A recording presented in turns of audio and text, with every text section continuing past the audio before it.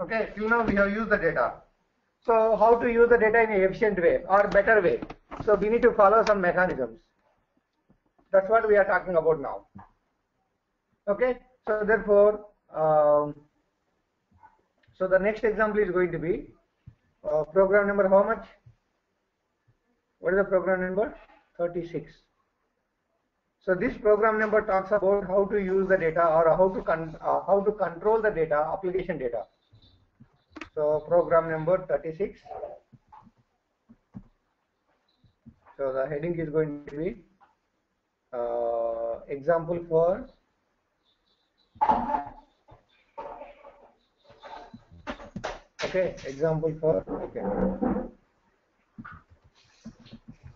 example for controlling. Maybe I can take it into the notepad. Okay, I can take it into the notepad and I can put it here. So this talks about, if you look at the heading itself, let me hit enter here.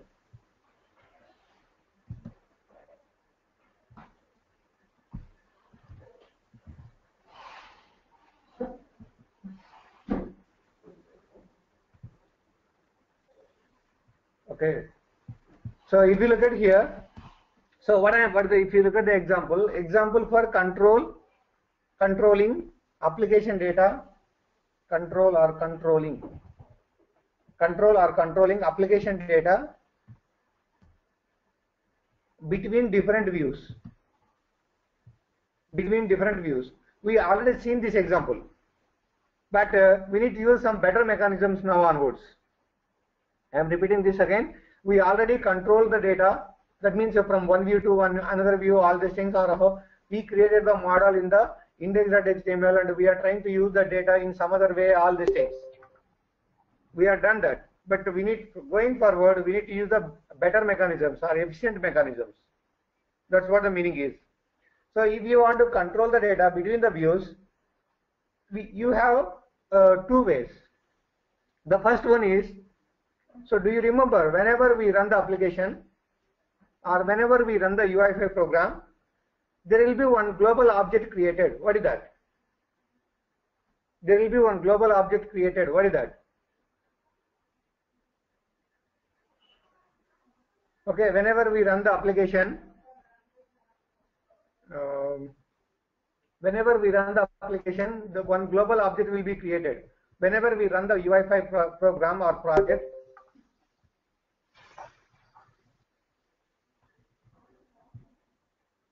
okay, so I don't know still if people are not coming on time. That's what the difference between, I don't know, but still 6 minutes late is not good.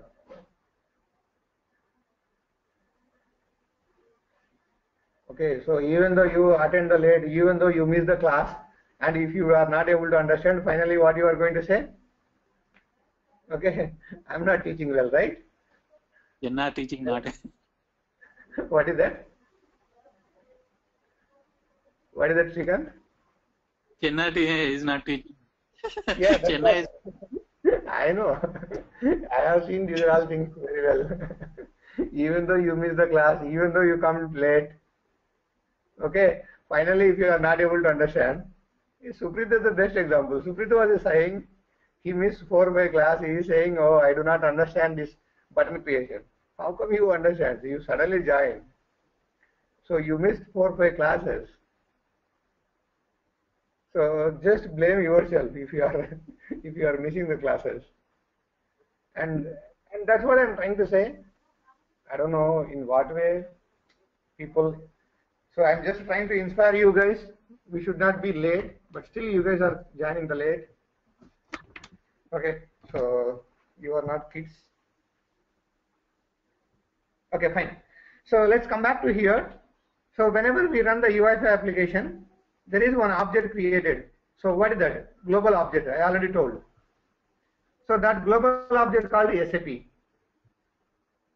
That global object called, there is one global object created SAP. Now, So you can keep the data inside that. But if you keep inside the global object, it is going to be available in many places.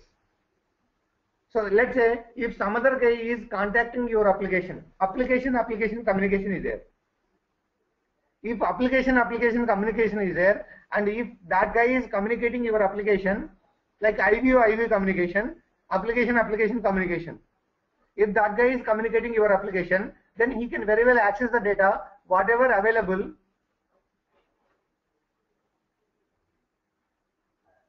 Okay. So I have many answers for that. Okay, let me not answer that question. So it's a Shashi, right? Okay, fine. I have many answers for that, but I don't want to answer. If your manager is feeling that way, then once you are a manager, then you will come to know the pain. Okay, Shashi, question is some question.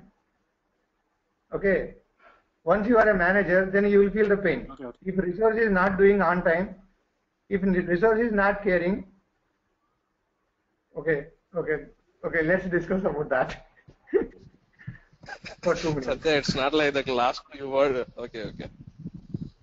Whatever it may be. See, you are talking like a manager. If someone is coming late office, that's what I'm trying to say.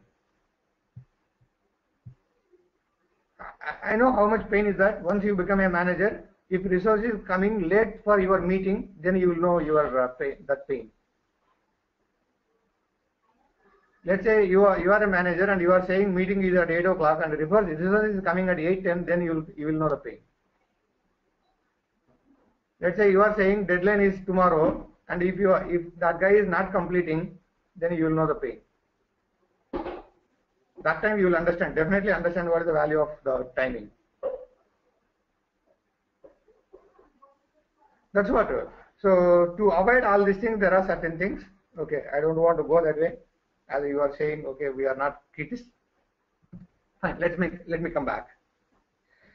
Okay, so we can put the data inside the global object. So if I am putting the data global object, then it's not secure.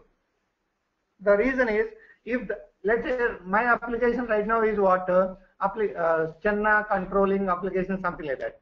And if you are writing an application, and if there is a application communication, then that guy can access the data whatever I am putting inside the global object. So that's why don't put there, put inside the context. There is an application context.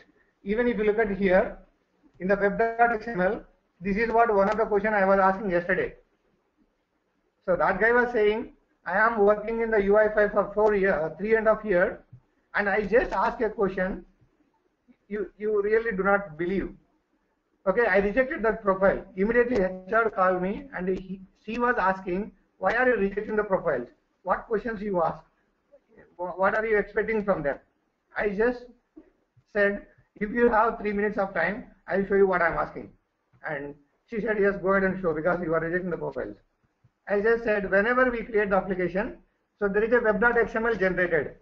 I asked a question, did you anytime open the web.xml? He said, no. Then why do I take him?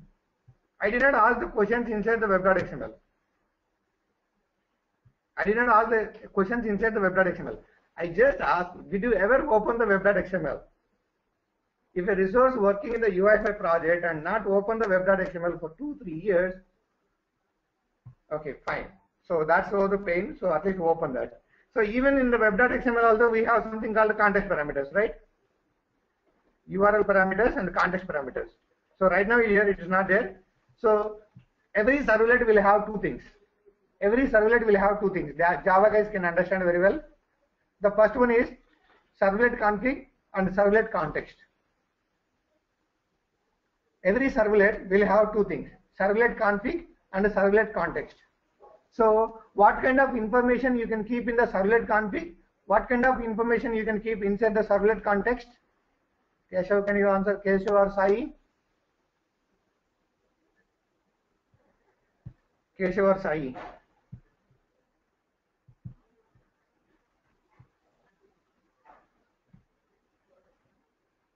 Guys there?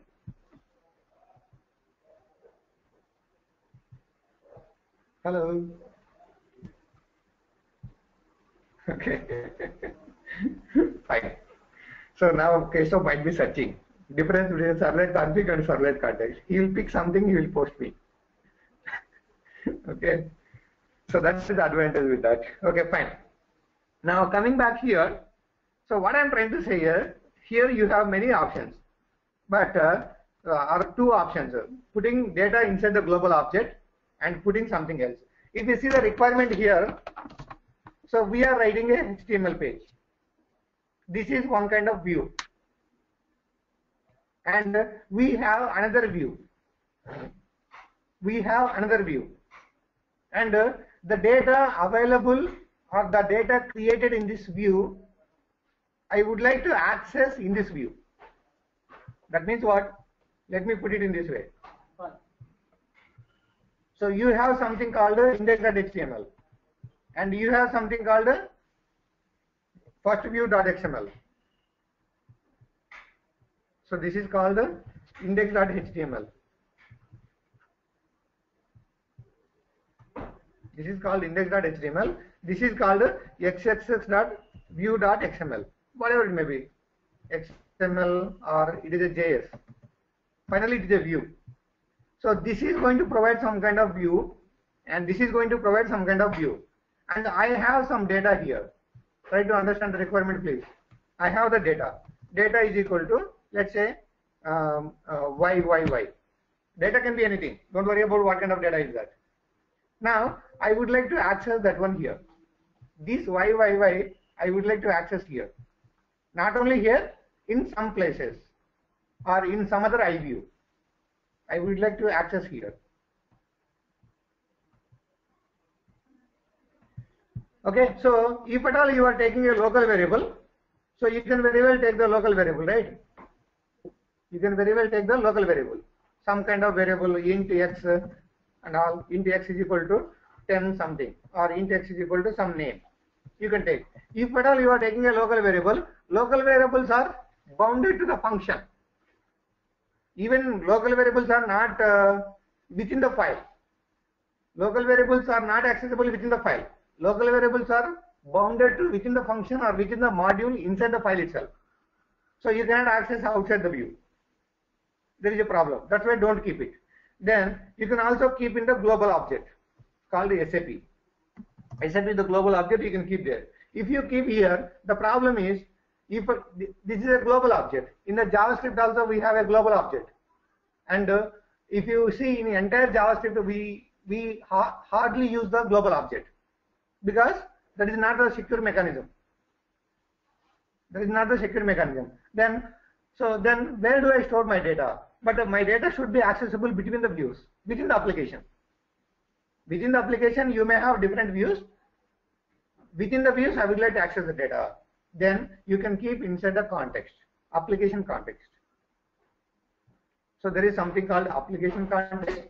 You keep the data whatever you want in the application context. These are smaller concepts, but have lots of weightage in the implementation. So there is an application context. So therefore, instead of you keep the data in somewhere else, keep the data inside the application context. Then this application context you can access in other places. This application context you can access in other places. So that is what we are trying to do now. That is what we are trying to do now. So let me open the index.html. In the index.html, so everything is same. Let's not worry about that one.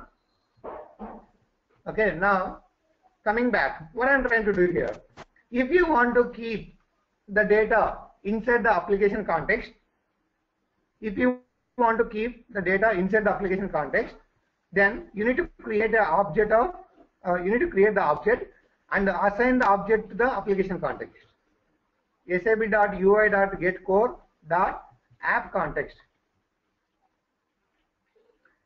This app context can hold the object, so therefore create a base object. Base object instance you can assign to here. Okay, once you assign, then inside the application context you have so many properties. These are called properties. This is not a method. If you look at here, now Keshav will ask a question, how do I know all these things? So there is no other option. You have to practice it. There is no other option. You have to practice it. Okay. If you look at here, so sap.ui.getCore.getUp, getCore.appContext. Okay. Now let me remove this. Let's see what are all available in the getCore. sap.ui.getCore.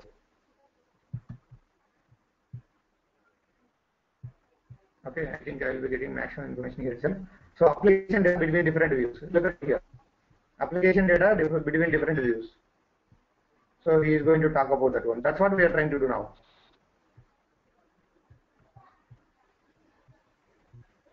Okay.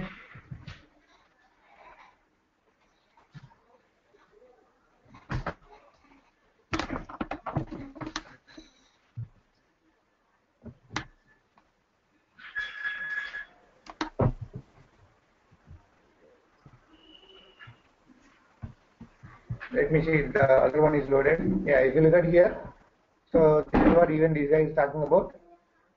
Okay, application data dot this and all.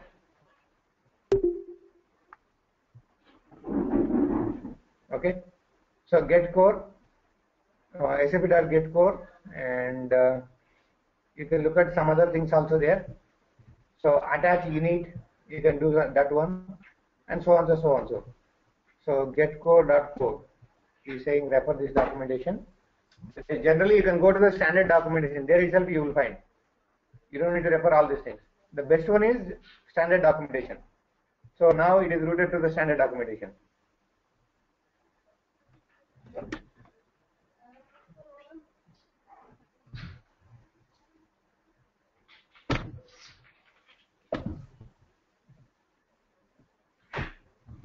Okay. So sap.ui.getCore is a method. GetCore is a method, and under that you will be having so many. Plenty of the things are there. You can check all these things. Plenty of the things are there. Language, these and all. Okay. So you can. That is how you can read the documentation. That's fine. Now come back. So I am using something called language. Now, what I am trying to do here is that I created an application context. Inside the application context, there is a language. Then I am putting some text here. Chennareddy Dutch. This data, so what is the data here? Chennareddy Dutch. This data I will be using in some other view or some other view. How do I use it? So now you are instantiating the view. So it will go to the view.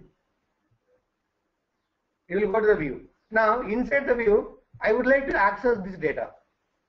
Application data. So if you want to access, then let's say I am creating a button. That button will have a label, right? That label I want this one. So here in the index.html I have some data. That data I would like to use in some other view. So therefore I am going to that view. Inside the view I am creating a button. That button text I would like to use whatever available in the index.html application context. So therefore in the application context I am having sap.ui.getCore.appContext.language. That is what I am trying to use as a label for this button. So I created a button B1. So text means a display label. We already seen many times. So that is nothing but sap.ui.getCore.applicationContext.language. So that's nothing but the Chennareddy Dutch. And you place the UI element inside the index.html or body. Now let's run this program and see whether we are getting the text whatever available in the index.html into that button. So let me run this program.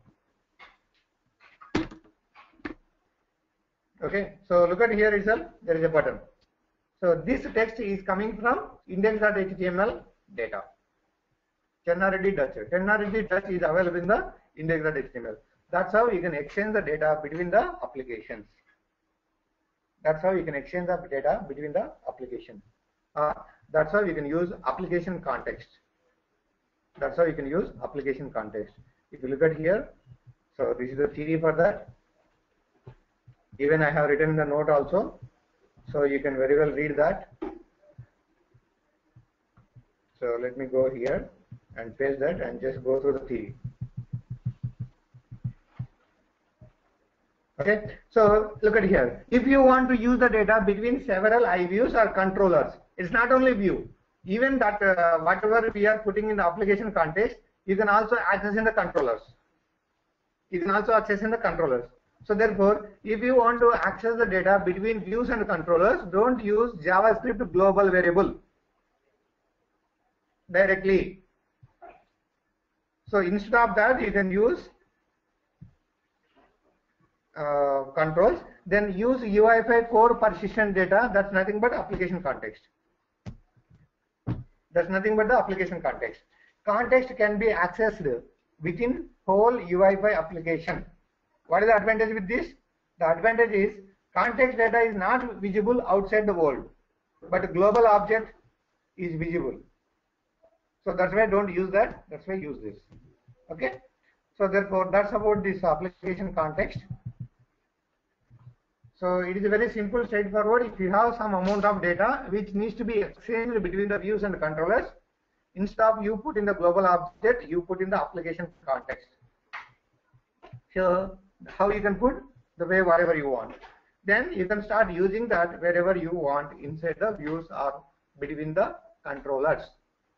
So this is one example. So this is already available. I just written the yesterday night notes also for this. So this example is going to be 36, right? 36, not 36, 37, I think.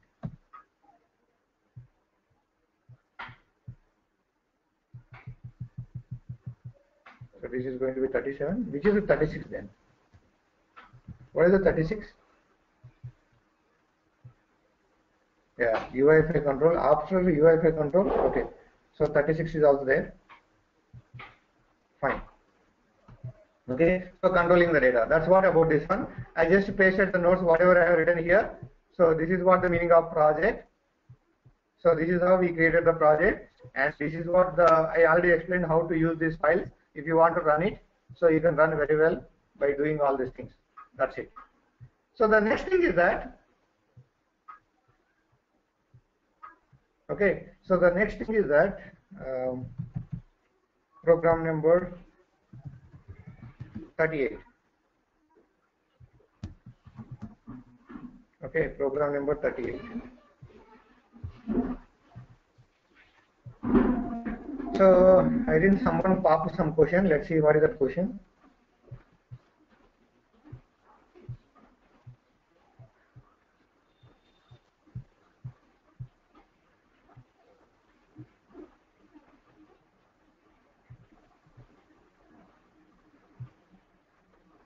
You are talking about like, what is that? Set. Okay, you said global object data is available outside application over. Yeah, that is correct.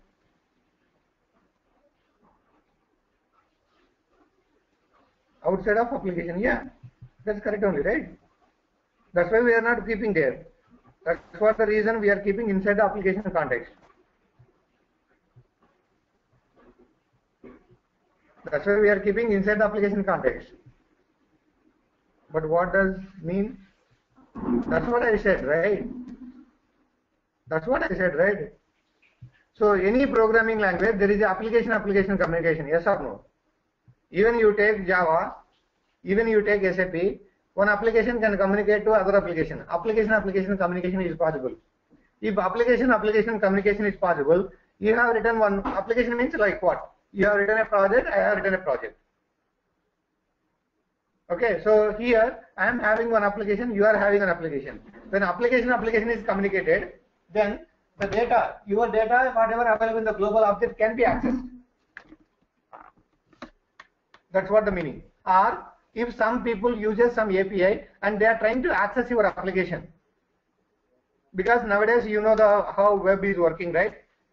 So many people can access. Let's say this guy knows what is my URL. Assume that you know what is my URL, my application URL. And if I am keeping the data inside the global, by doing some coding, you can access it. It's not secure.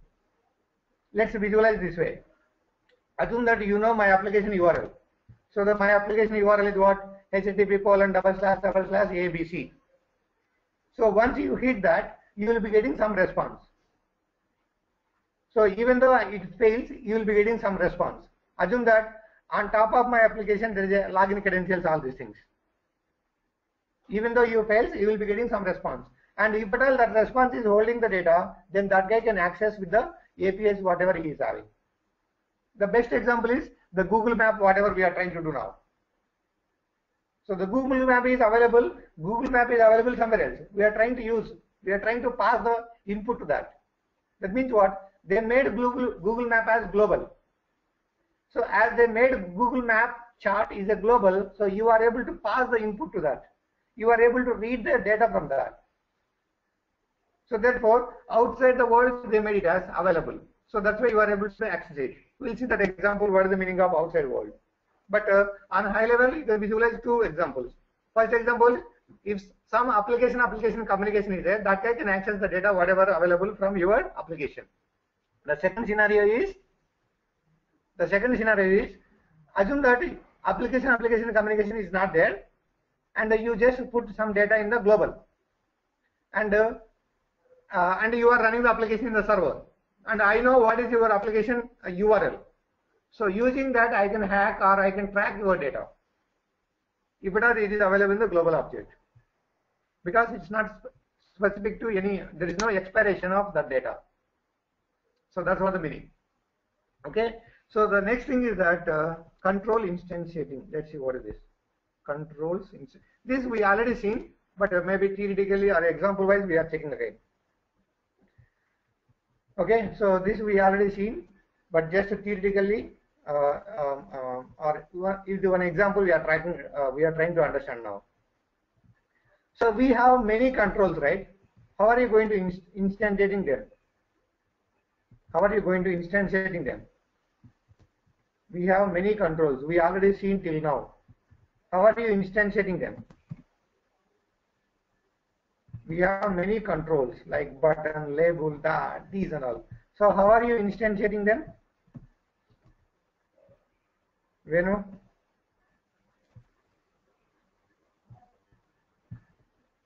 Venu, I need an answer from you. Okay, Venu, I hope you know that, okay, from Monday onwards there will be a test. Every day, half-an-hour test. So that you can read whatever I am saying. Okay, what is the how do you instantiate the controls, UI controls? So we have a button, label, that, these and all. So many we have seen till now. So how are you going to instantiating them? By creating a variable.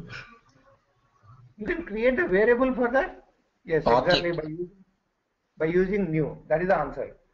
So at least tell that answer, otherwise. Okay, look at here. So this is the example which talks about that one. This is not great. And this example also talks about the matrix layout.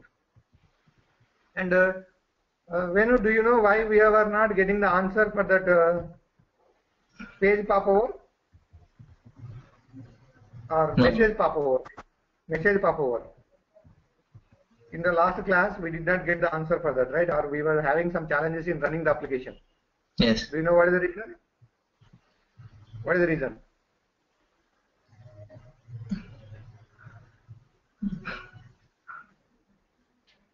Venu, Sai, you guys missed yesterday's class, right? At least do you know why the page message popover was giving some challenge?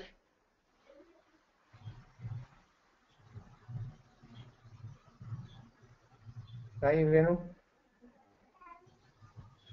No. What is that? You're hoping something. Just now you said yes, right? Venu? No, you said from Monday onwards something. I said yes. You don't know, so we also don't know. How come? Keshav, what are you trying to type? I already explained. So let's be careful while typing. It's It's not acceptable. I explained yesterday morning, right? How come I don't know? Oh, okay, fine. That's the problem again. Okay, so let me go through the documentation quickly because I don't want anything like that. See, if you look at here, we are trying to run the one of the application or one of the component called message popover. And that day itself, I said maybe it is not running because it might be new feature, something like that. So if you, and I open this page also, if you scroll a little bit down, there itself we have the answer for that. See, right now the version is what? 1.28. 1.28. And if you little bit scroll down, so here itself there is an answer. So this particular message popover is available in the 1.28 version. But what is the runtime environment we have? What is the runtime environment we have? I shown you already that day. So the runtime environment is 1.24 something. The runtime environment is 1.24 something. Let me take this and put it here. Let me take this and put it here. So Control Shift 1.26. Let's see whether Danu is correct or not. Okay, Danu is correct. So 1.26 is their version. So therefore, in this version, that particular component is not available. See, I created SAP.m.message popover something. But what is my runtime environment SDK? My runtime environment SDK is 1.26. But in which version of SDK that component is available? 1.28. So therefore, I have taken higher level component and trying to run in lower level SDK or lower level runtime. So that's why it is not able to understand. That's why it was keep on saying, please define this, please define that. Even if you see the error message, what we are getting, it's keep on asking, please define this, please define this.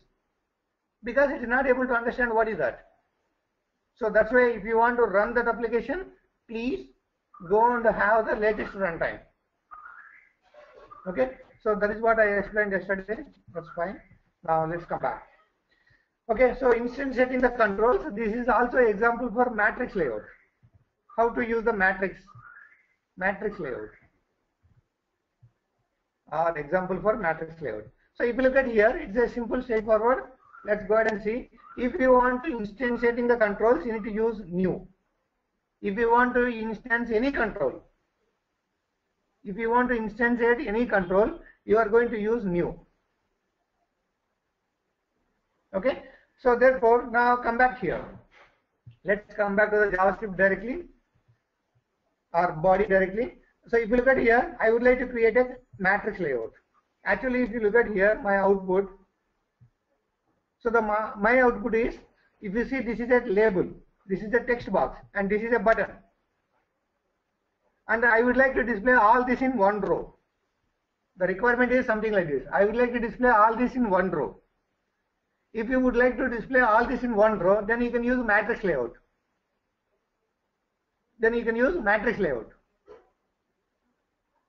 Okay, so therefore I created a matrix layout.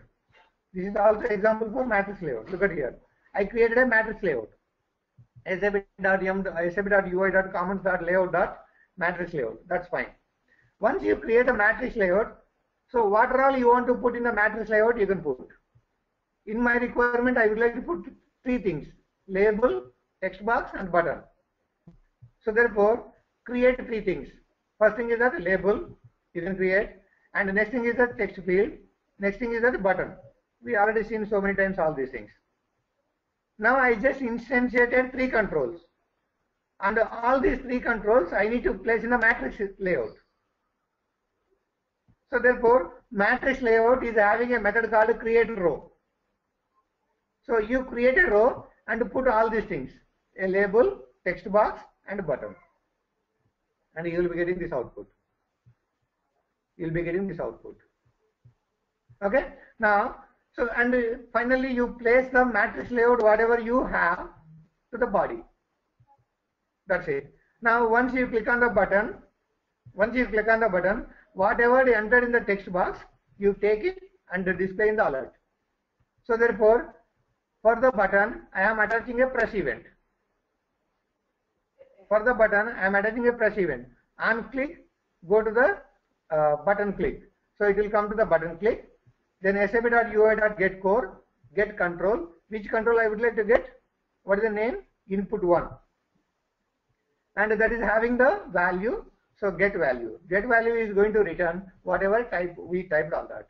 So if you run this program, that is what the output you will be getting. Look at here. Text box. Now you can type something. Hello, good morning, something. Then click on the button. Now it is showing whatever we typed there. Now it is showing whatever we typed there. Now you can ask a question. Previously we discussed the grid layout, right? To display this kind of thing, we use the grid layout. Do you remember? How many people remember the grid layout? Grid, default span, LMS, parameters. Okay? No, Shashi did not use. Shashi used the matrix layout. That is the problem. Okay?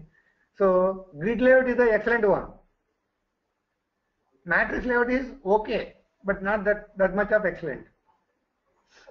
The reason is, if at all you want to develop an application which works for desktops, tablets and mobiles, go for the grid. Don't go for the matrix.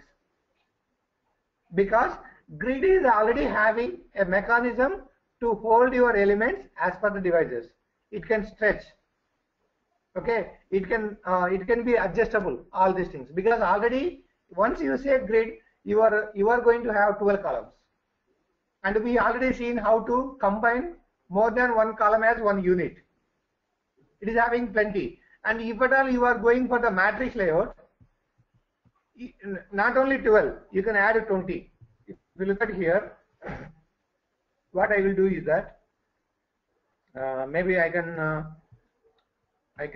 have 1, 2, 3, 4. I need to rename so many. So this is what 1, 1 and 1. This is what 2, 2 and 2. This is what 3, 3, 3. This is what 4, 4, 4. So how many are there? Total 5 are there. 5 means 15 elements are there. Now let me paste this. 1, 2, 3 and 4. So this is going to be, I can repeat the same element again and again, right? What happens if I see, instead of doing this, let's repeat the same element again and again. I'll display more than one time. So instead of I do this much of code. So right now this is the situation. Now let me go ahead and repeat this. Will it work? Will it work or not? What I am trying to do here, I am trying to display button, label, all these things in a repeated way. Now refresh this. See? So if you look at here, it's created a space, and see, there is a, that's what I am trying to say. So you are not going to get an excellent output, because of the reason is matrix layout can understand up to certain steps. But if you see in the grid layout, it will forcibly tell you that, oh, I have only 12 columns, don't do dirty. If at all you are using grid layout, right? So grid layout clearly says I have only 12 columns. At maximum you can place 12 elements. Then only I can display your elements in a beautiful way. Otherwise it is your headache. Don't use me. That's how it guide you. But matrix layout, we don't have such rules, and you can place whatever you want. If you place whatever you want, then the problem is your elements may not be fit as you expected. But generally we will not have that many controls. That's why you will not see the challenges, but this is what the fact is. That's why whenever you, and one more thing is that whenever you are trying to develop an application which is working for the desktop, tablets and mobiles, please go for the grid. Try to avoid the matrix, because this is the problem with the matrix. This is the problem with the matrix. And in the grid you can very well specify or you can very well group, and here grouping is not possible. Grouping is not possible. It just fit however it can. Okay, so that's the advantage with the grid. But again, so if you don't want to use the grid default span, dot, this and all, and you are good with the desktop application, go for the matrix layout also. See, it is simple and straightforward. So matrix layout as of now is having less amount of features. Yesterday we have seen an example, right? So like how they might be writing the code inside. We have seen how to create the custom controls. There I explained how they might be created the custom controls, or how they might be created a button. Yesterday we have created what? A book. The same way we have button.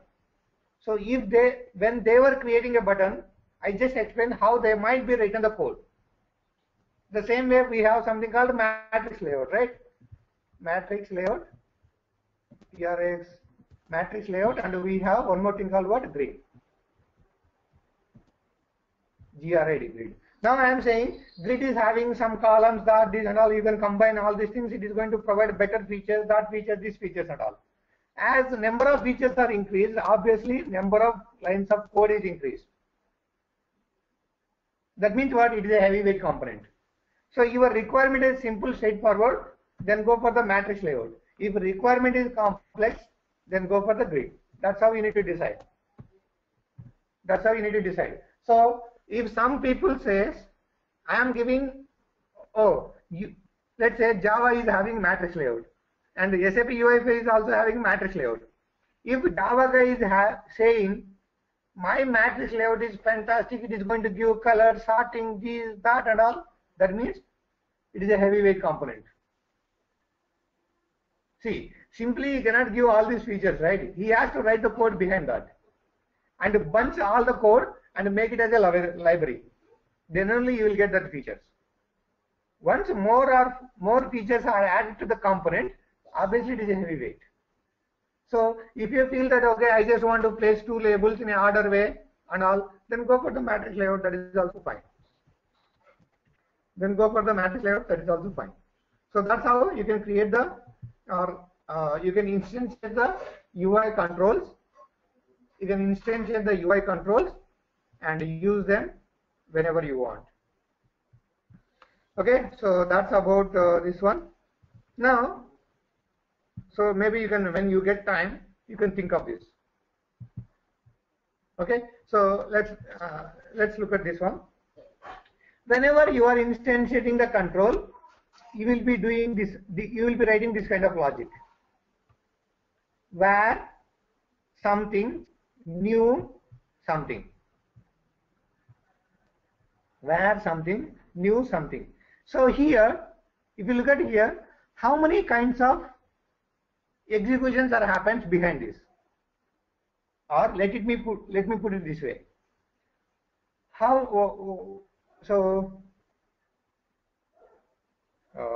do I put the question? Okay. So whenever you write something like this, where x is equal to something, where x is equal to new, where x is equal to new is new, then something. Whenever you write a statement like this, what are the internal operations happens?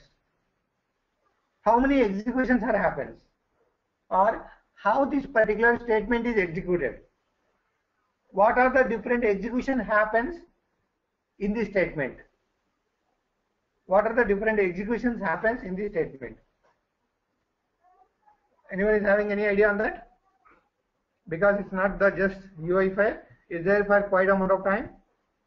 So that means whenever you write like this, what happens behind? What happens behind?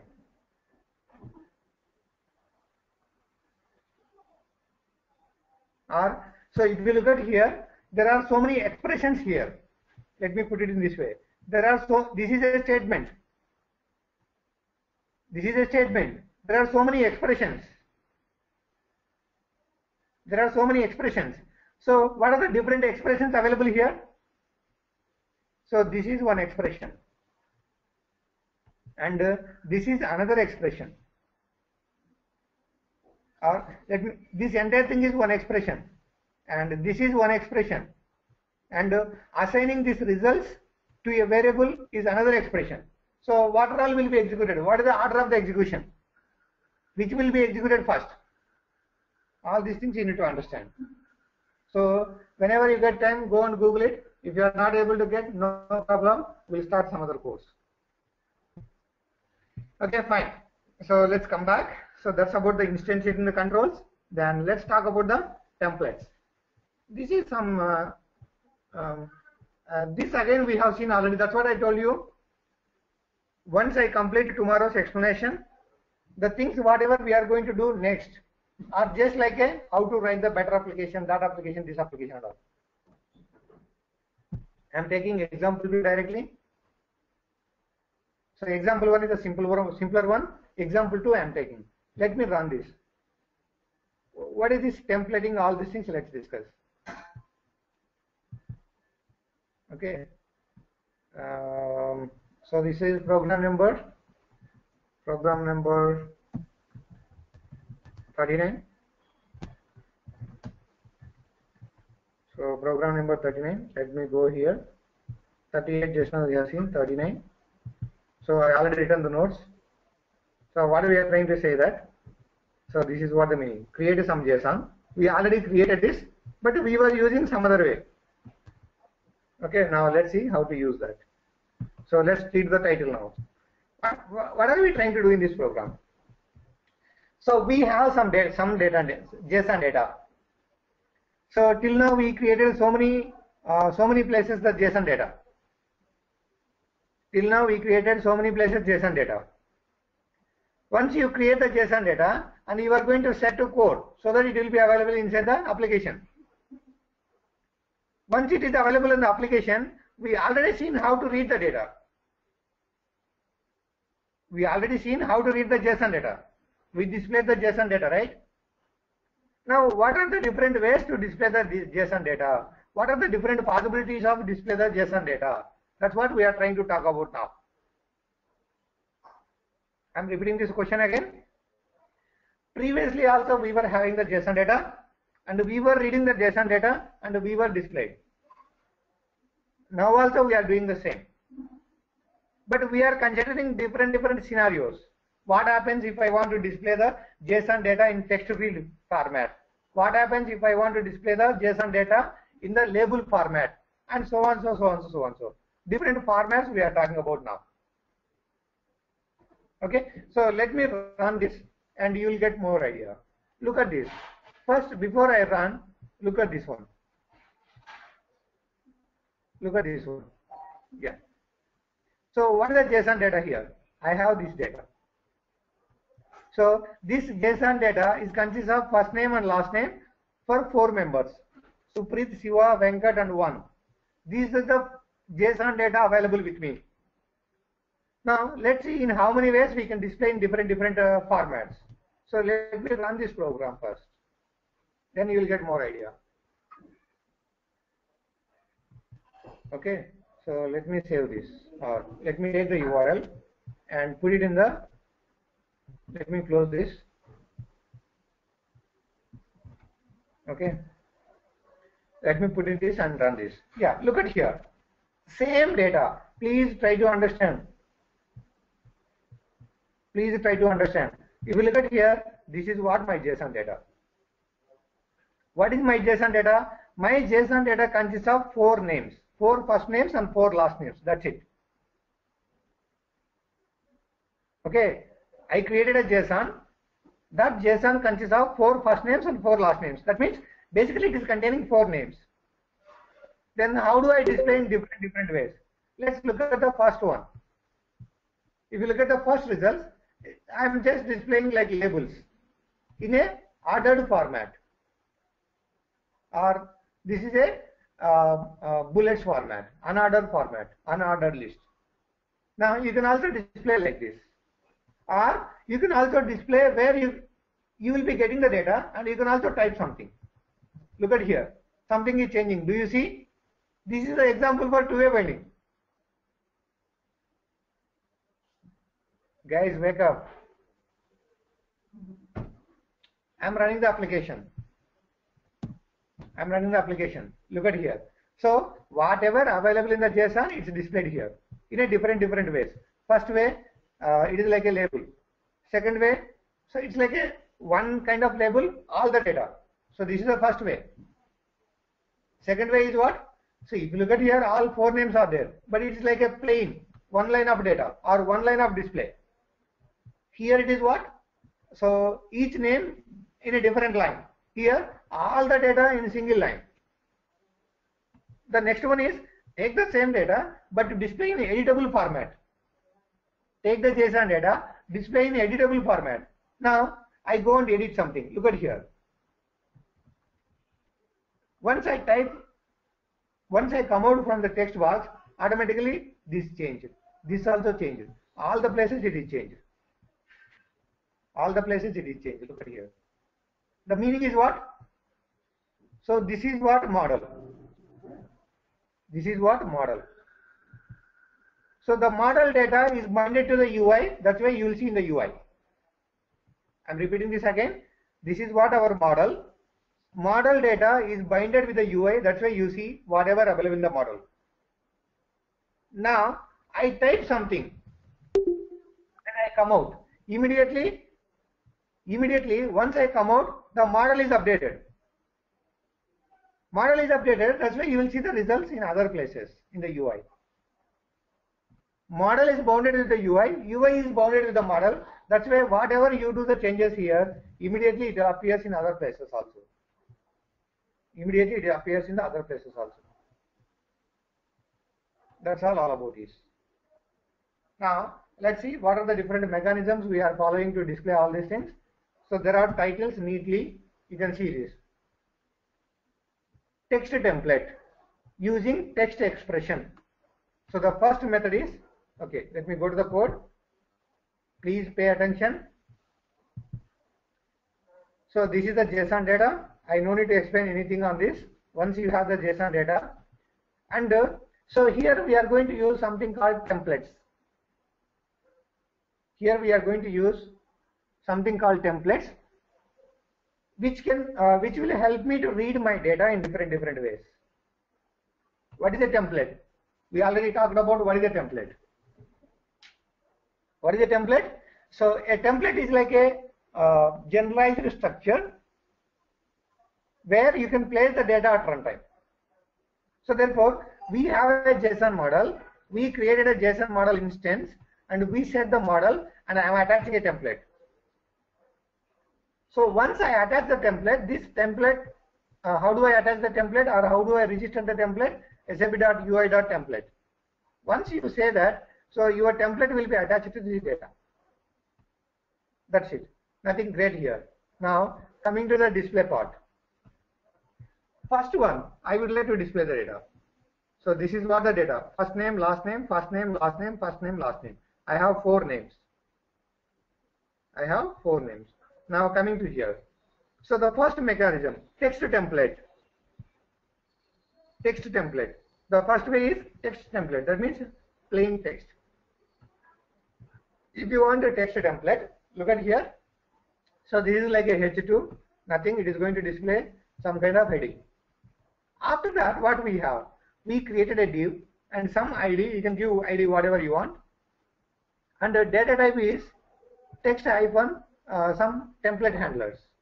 Like we have a data type called HTML, CSS3, something and all, right? So the same way here it is a text hyphen template handlers you need to use.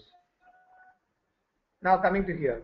Now after that, I would like to display, if you look at here, this data kept under a name called Channa. So I want to display that. So if you want to display that, what are you going to do? Look at here. What are you going to do? So text, then there is a path. So then use name. So what is the name there? Channa. So that is what is displayed here. So once that is displayed, then you have a table data. So you have data like this, right? Supreet, Reddy, Shiva, Marabina, Venkata, testing 1, 2. This is the data. Now I would like to read this table data. or I would like to read this JSON data using text expression. Using text expression. So if you want to read that, there is something called a for each, and I would like to display in an unordered list. That means in a bulleted format. If you want to read in an unordered list, then you are going to put the logic whatever you want inside the UL, unordered list. Unordered list. Then what I would like to read? I would like to read each row. I would like to read each row. So that to read each row, we have something called has each. It's like a for loop. Has each. It's like a for loop. And where to read each row? I need to read each row from where? From my JSON. So what is the label? Members. That's what we are using. I'm repeating this again. Now I would like to read the table data. So what is my JSON data or table data? I have 4 records. I would like to read all the records. If you want to read all the records, there are 2 ways. You can write the loop, or you can use some advanced mechanisms.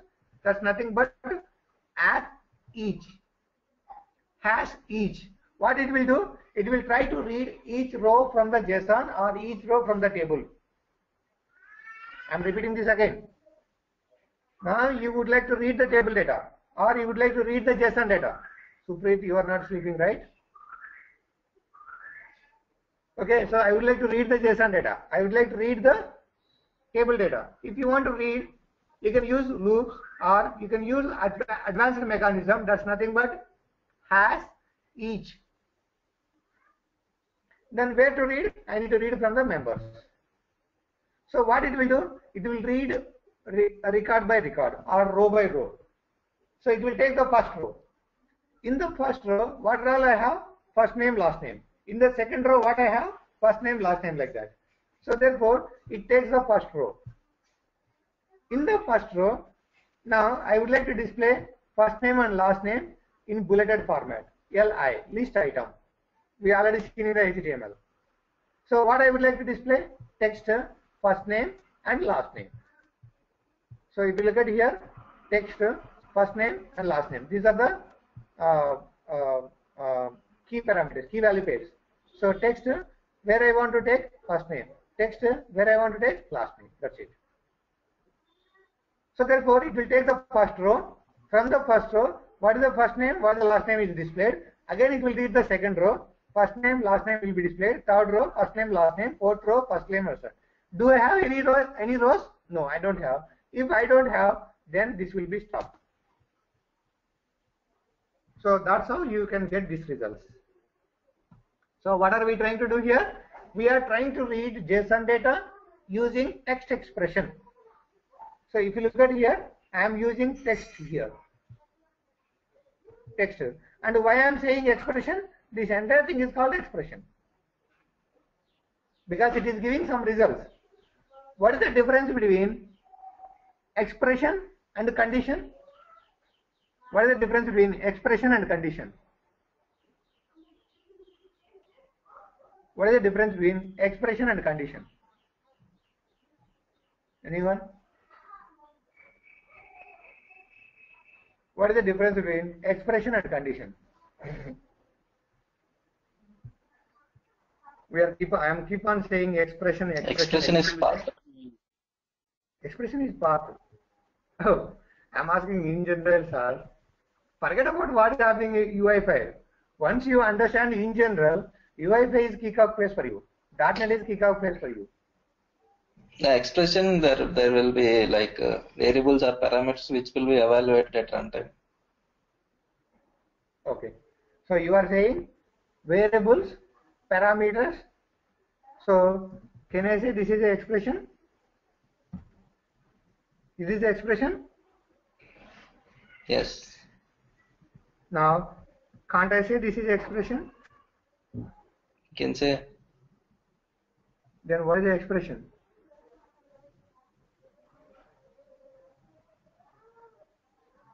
What is the difference between expression and condition? Condition will check for the value when comparison will happen. Okay, what is the expression? Anything. Okay, so now let me give the conclusion. 2 into 3. Is this an expression? Yes. Is it a condition? No. No. It's not a condition. Now I am writing 2 less than 8. 2 less than 8. Now is it an expression? Is a condition. Is it an expression? Yes. Okay, let me put, is this a condition? Yes, this is a condition. Now I am asking the question, is this an expression? Keshav. Let's go ahead and start the 4th class mathematics. This is an expression. Expression can be anything. Expression can be anything. So it no need to be star. It can be a condition. So therefore, now the conclusion is what? Okay, all the conditions, look at the generalized conclusion. All the conditions are expressions, but expression may or may not condition. That's what the relationship. See, look at the beautiful conclusion. What is the conclusion I am saying? If at all you are saying a condition, by default it is an expression. Because I see this has to be evaluated. All evaluation things are expressions. So therefore, all conditions are expressions. But a expression may or may not be condition. The example is here itself. This is an expression, but this is not a condition. This is a condition, and it is also an expression.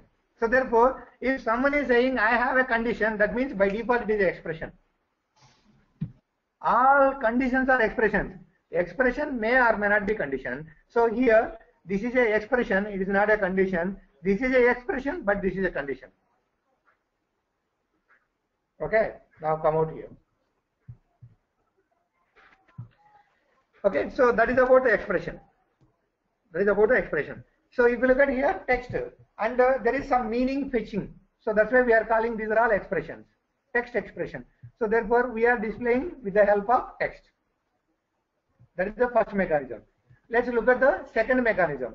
The second mechanism is I can display using element. Look at here, I have written the note also. You can display using element. So right now I am using text. Instead of text, you can also display using element. Let's see how do I display using element. Let's see how I can display using element. Please look at here. Same thing, same data, I am trying to display using element instead of text. Now go here. So nothing. You can display some heading, that, this and all. Now instead of text, you are going to use element and try to observe here. This name, whatever I displayed, Channa, I put inside the B. B stands for what? Bold. That's why you see in the bold. That's why you see in the bold. That is in case of text. But in case of element, you can define like this. Element, you can say tag is equal to B. Tag is equal to B means it is going to apply the bold. It's a different syntax again. Element. So previously we are using text. Text is not having that kind of properties. That's why we use the HTML tag. Now, if you use the element tag, it is having a property called a tag, and you can say B. B means it is going to apply the bold. So, and this element takes text. Text I am saying just say members info. Text I am saying members info. That's what it is displayed. Now, after that, I don't want to display in a order format all these things. So just UL is there. LI I am not putting so that I will not get in order format. Same thing. So I would like to read all the rows. If I want to read all the rows, has each will help you. Has each from where? From members. Now previously we were displaying each row element or each column element using text. Now you are going to display using what? Element. Using element. element, and here you are specifying li. So here you can specify. So this is a tag, tag. So spelling mistake is there, tag, tag, li. Once you say tag, li, so obviously you are going to get the li's. What happened? Yeah, you get the li's. Okay, so li is coming. Now li text first name and last name. So therefore using element also you can display. That's what the meaning. See, it is reduced syntax, I can say. So because of the reason is, if you want to get the bold, you are applying the bold tag. It is a tag here. Here it is a property. Look at the difference. Tag means you are loading entire tag. Property means you are just applying it. So if at all you are using an element, by default it contains the properties. So you are just applying the properties. Now element. If you look at here, it's a tag here. You applied start element, end element. But in this case, you are just saying, good morning. How are you? Okay. So if you look at here, for each element, I would like to apply li. If you want to apply li, list element, then you can just say tag li. That's it. And it is going to contain the text. That text is nothing but first name and last name. That's what you see here. And if you want to put some dots, you can put. Refresh it. So some dots. That's how you are displaying. So with the first mechanism, what did you use? You use text element, or you use text. Now I use element. The next one is text with editable. So the next mechanism is text with editable, or the next mechanism, if you look at here, control expressions.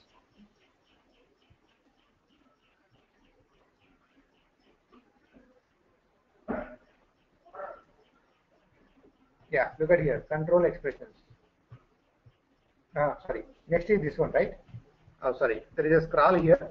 So the first one is text expression, second one is element expression, then text with editable format. If you look at here, this I am not able to edit. I displayed using text, but I am not able to edit. So if you want to do the edit, then go for the text with editable format. So nothing. So you are going to display that this and all. This is the explanation. Text with element. Oh, sorry. Okay, editable. Text with editable. Text with what? What is the heading? Oh, element editable. Sorry. Text editable is also there. That's fine. So element editable. So whatever we displayed here, that is using element. Now I would like to display these things using element, but I should have option to edit it. So how do you do? Come here. So you are displaying something called element. So if you look at here, I would like to display this information, whatever you have, in the text box. So therefore, element tag is equal to text box. So once you take tag is equal to text box, obviously you will be getting a text box. Okay, so text box. Then where do I get the name? I would like to get the name, default name from here. So that's why slash name. That's why slash name. Now you are displaying text area, right? So how many rows you want? 2 rows. How many columns? 40 columns. That means that's why you see 2 rows here.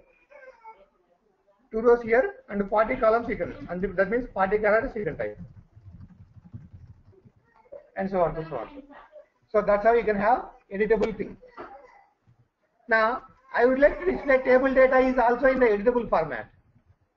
I would like to display table data is also in the editable format. If you want to do that, so has each. From where? From members. What do I want to read? I want to display using element. And if you look at in the previous example, I set a tag is equal to li. Now tag is equal to input. I am saying input means you will get the input box. Look at the beautifulness of this one. Input means you will get the input box. And what is the default value I should like to have? First name. And create one more thing and have a last name, so that you will get this kind of look and feel. You will get this kind of look and feel. This is how you need to write in the real time. So try to use the expressions whatever we are having. Text expression, element expression with editable format. Element expression with editable format. That's what we have seen. The next one is you can also use, see, first method is what? Using text. Second method is what? Using element. Third method is what? Element with a template, editable format. Element with a editable format. Just give me a sec.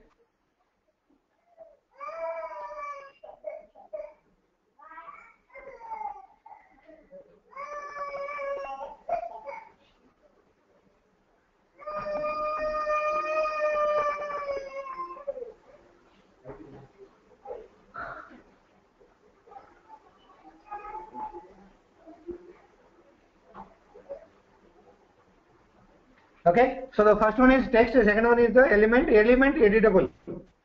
The same way, you can also use one more mechanism using controls. Using controls. That means what? Instead of you use text, element and all, you can use directly control. So if you look at here, this is the control mechanism. So what is happening here? I would like to display the name. So if you want to display the name, so then you are going to use something called text area, or this is the one. Okay, control SAP.UI.label. So you are going to display the label and say design bold. So it is coming in the bold. If you look at here, it's coming in the bold. Let me refresh it. So let me scroll down. Look at here, this is coming in the bold. Okay, so bold and that, this and all. So then I would like to read each element or each row has each from where members, and I would like to display them in a normal way. If you want to display the normal way, control SAP-UI-type. That means we are using SAP control. That's what the meaning is. We are using SAP control. That's what the meaning is. Text view. Text view, you cannot edit it. Okay, text view, you cannot edit it. Text view, and what I need to display? First name and last name. That's how it is displayed. Then what else? Okay, next controls with editable format. I want to use control but editable format. If you want to use editable format, what are you going to do? Instead of label, you are going to use text area. If you look at here, label. Label means what? You cannot type it. It just display. Now you can use text area. So here you use text view. Text view means what? You cannot type it. Now instead of text view, you can use text field. Then you can able to type it. Go and type it and hit enter. So it changed in all the places. That's how you can work in the real places.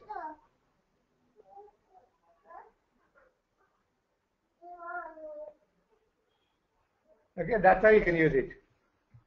So therefore, how many methods we discussed? Okay, using text expression, using element expression, element with editable, control expression with editable. That's all about. If you have any questions, you can ask me now.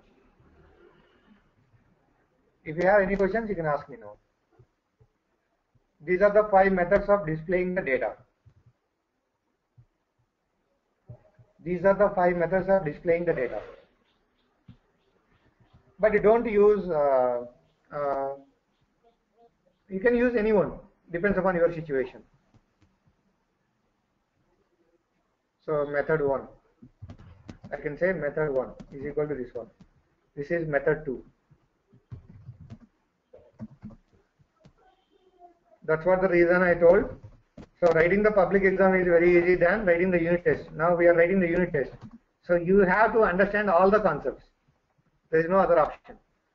So when you try to understand all the concepts, you will feel that, oh, there is a huge stuff. There is huge to remember. Yes, you have to remember. Okay, so that's how it works. Otherwise, at least remember that, okay, yeah, if I have a JSON data and I would like to display them, there are so many ways.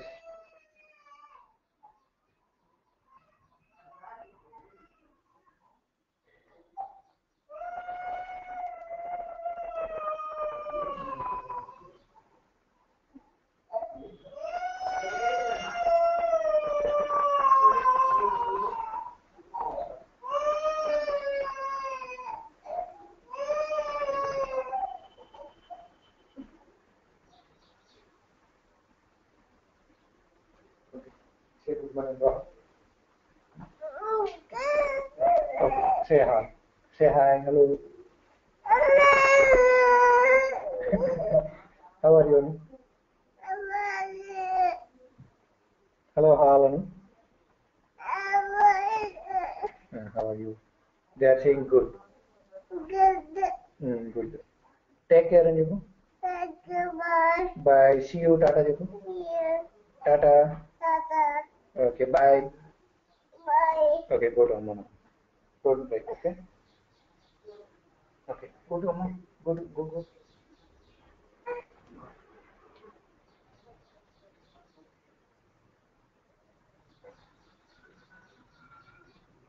You're a good girl, right? Good.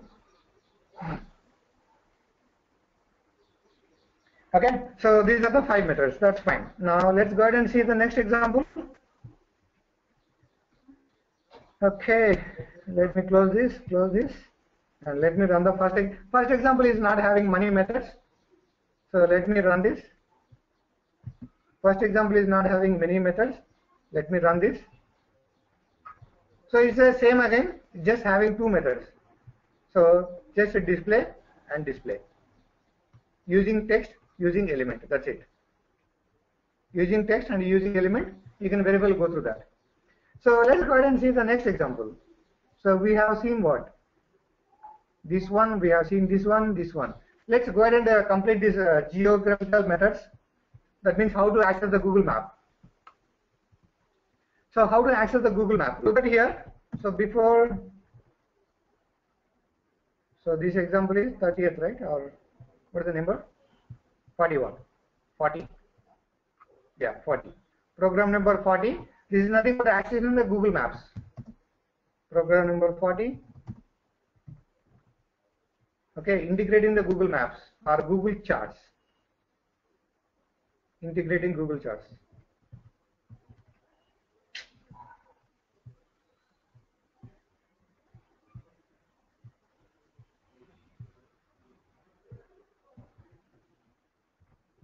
Integrating the Google Charts. Let's see how it works. So there is no much explanation because if you want to understand the Google Maps and all, you need to read the APIs. Okay, so I'll show you how to integrate the Google Maps. So this is what one of the example for that. What is that? Making the data available public. Keshav. So I am able to use Google Map because of the reason is whatever they developed, they made it as public. So I can pass the input. If you look at here, I am passing the input, country and all. I am passing the input to their object means what? I have the, so I am able to at least touch that. I am able to modify them. Okay, so look at here. So Google chart, and if you want to understand more about the Google chart, okay, Google geo charts example. You can type it and you can read all these things. You can read all these things. So how do you do the Google charts? Look at here. Code, some of the code. So there is a draw table. So you need to understand all these things. Customizable. You know, if you want to apply the borders, that these all you can apply. Okay. So if you look at the other one, let me take the first one. Google charts or geo charts. It's not a specific to UI. It's a generalized concept from the Google. How to use that? That is only the important one. Look at here, visualization chart. If you look at the visualization chart, go down. So this is one kind of chart based on the region. So if I say India, India will be highlighted. If I say India, India will be highlighted. This is the region-wise selection. Now let's come down. So this is the code snippet. If you want to access, this is the code snippet. Or if you want to get this kind of results, then this is the code snippet. So here you are going to specify which countries needs to be highlighted. That's what you need to specify. Then you can also have this kind of charts.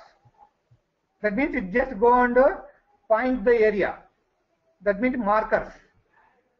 Previously is what? Region. That entire region will be highlighted. In this example, it's not going to highlight the entire region. It's just going to put the dot in that region.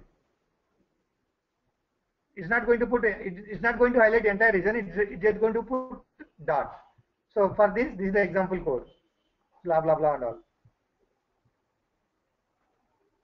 So displaying markers, just now we have seen. So look at this one. This is another thing. So this is like a text geography. That means it displays the text there. I hope you are able to understand. There are different ways of display geo charts. The first one is highlight the entire area. That means if I say India, entire India will be highlighted. The second one is markers. So if I say India, so there will be a dot for the India. The next one is geo text or text geo charts. That means if I say India, inside the India, now I am saying Russia. So inside the Russia area, there will be a text called Russia. Okay. So inside the Russia area, there is a text called Russia. That's it. Now this is what? So these are like coloring the areas. This requires a lot of coding. You can go and read these codes. Okay. Like that we have plenty of the things. Now let's see how to use some of the things. And these are the company codes or country codes, that, these and all.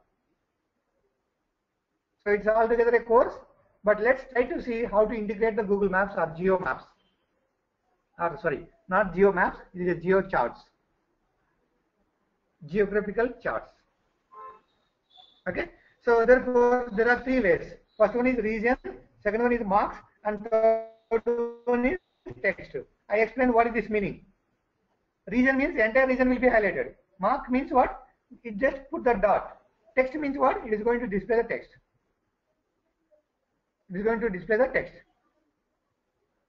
Okay. Now let's go ahead and see the example. See, nothing here. I'm just going to use the standard one. So these are all common. And the first thing is that you need to load the geo chart.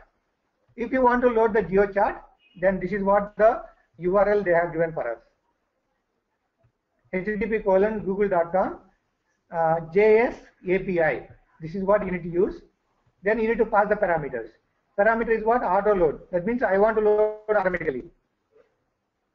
So then what I need to load? Visualization, version, some packs, and the geo chart. If you pass geo chart, then you are eligible to load these kind of geo charts. Okay, fine. Now come down. Now, in the geo chart, which countries you would like to highlight? That's what you need to pass in the visualization. Google.visualization.array data, array to table data. So which countries you would like to highlight? Russia, France, Spain, and India. These are what I need to highlight. And if you want to display this right side value, you are giving some value, right? Then once you click on that, you are going to display that value. What is the value? Let's say India population 100 crores. 100 crores. So therefore, whenever I click on the India, I would like to display 100 crores population. Okay. So 100 crores population. You can put it in the double quotes or whatever it may be. Everything is fine. Now let me run this program.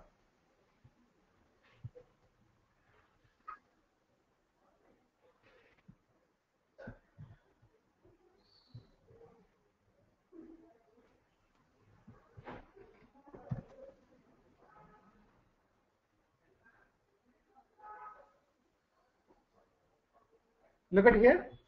So your India is highlighted.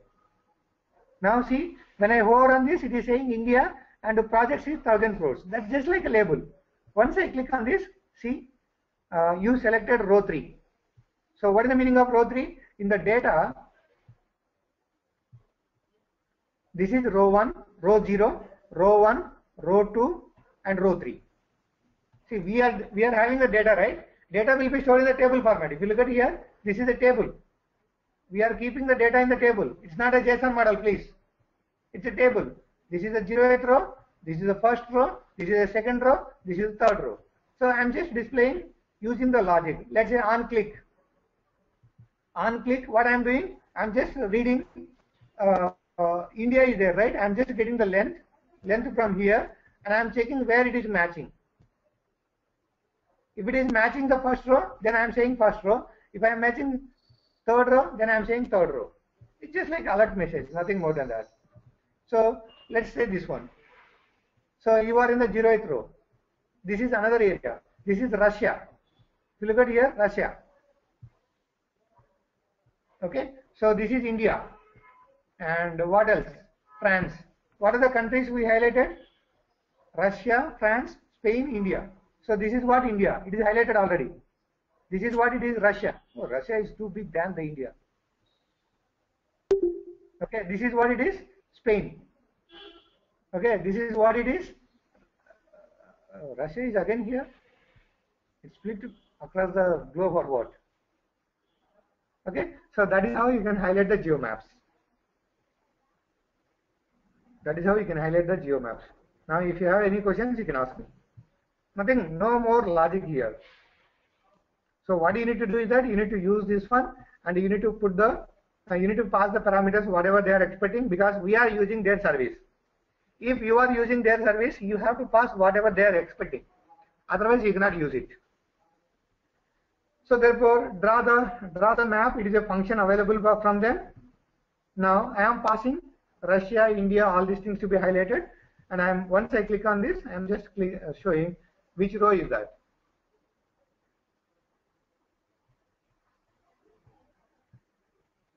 Row 3 something, row 2 something, row 0 something like that. Okay, that's how you can highlight. So therefore, geo charts are available in how many flavors? Now the question is, geo charts are available in how many flavors? 3 flavors. First one is region. That means you can highlight entire region. Second one is markers. So you can just have a mark. Third one is text. You can have the text. That's all about. If you have any questions, you can ask me. Else we will continue tomorrow.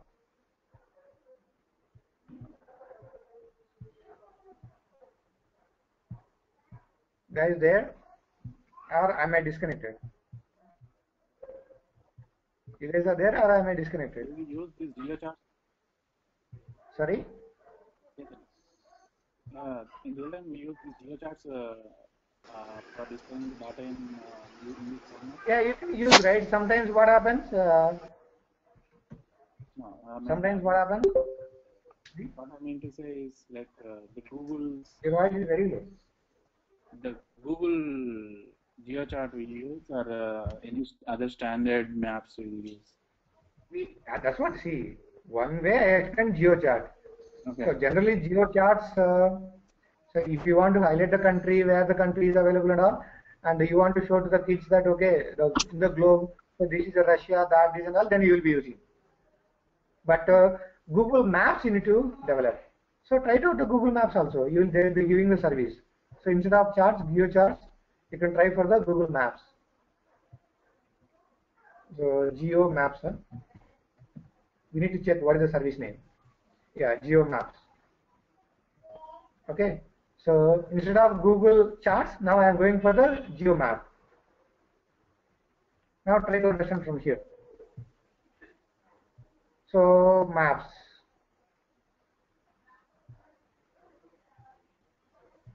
See, look at here. So if you give, it is saying Los Angeles, and it is in this one. Maybe you need to draw the scale, something like that. Then you will be getting. Basically, you need to understand their API and start using that. Okay. Now look at the theory. What is a Google chart or geo chart? I just talked about. Okay, Google provides a lot of APIs. One of the API is GeoChart. That's what I said. There are so many. So one of the API is, that's what I'm saying. First statement itself, Google provides lots of APIs. One of the API is GeoChart. If you want GeoMap, then please use the GeoMap. Okay, so you go and read from there and start using their code. I already given the code. Then GeoMap is available in 3 flavors. What are the flavors? Just now we have seen region, markers, and text. So this is available in 3 flavors. GeoMap you can do in 3 flavors. First one is region, second one is markers, third one is text. Okay, so that's all about. Next, remember this, we already understood what is the meaning of SVG format. So therefore, GeoMap uses SVG format. Do you remember Canvas and SVG difference? What is the difference between Canvas and SVG? Or you guys forgot? At least Sunil can answer. Sunil?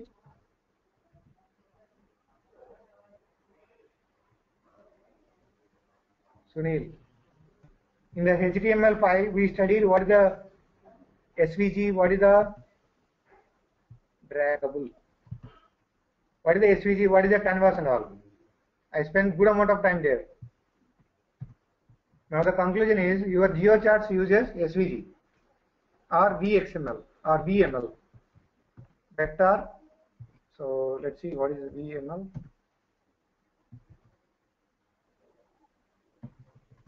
Yes, SVG and VML.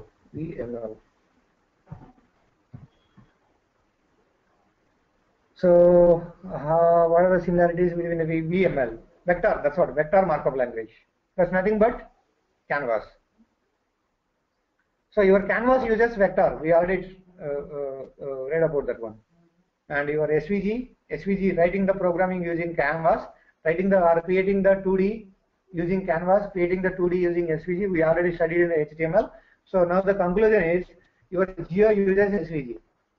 That's the conclusion. Now it is your responsibility to go and recollect all those things, then connect those dots. So if you are connecting the dots, then it is excellent. If you are not able to connect the dots, then it is a problem again. Okay, so tomorrow let's have something which is going to be like reusable kind of thing. Let's see that. Okay, that's all from my side. If you have any questions, you can ask me. Any questions? Okay, thank you. Bye.